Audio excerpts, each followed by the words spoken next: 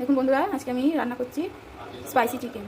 এর জন্য নিয়ে নিয়েছি এই যে চিকেন, আর এই যে পেঁয়াজ কুচি, আর নিয়েছি কিছু মশলা, আদা কুচো, রসুন কুচি, লঙ্কা কুচোনো, শুকনো লঙ্কা গোটা পিস ছোটো ছোটো করে কুচিয়ে নিয়েছি, আর গোলমরিচ একটু হাফ ডাস্ট করে নিয়েছি, খেতে করে নিয়েছি। এই দিয়েই আজকে হবে আমার স্পাইসি চিকেন। এতে কিন্তু আজকে আমি কোনো গুঁড়ো মশলা ব্যবহার করবো না। দেখুন তাহলে এই যেমন কড়া গরম হয়ে গেছে, এতে আমি তেল দিয়ে দেবো। এবারে তেলটা দিয়ে দিচ্ছি আমি। তেলটা গরম হয়ে গেছে, এটা আমি দিয়ে দেবো তেজপাতা।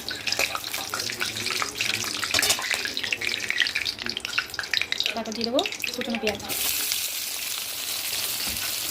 এটাকে ভালো করে ভাজা করে নেবো।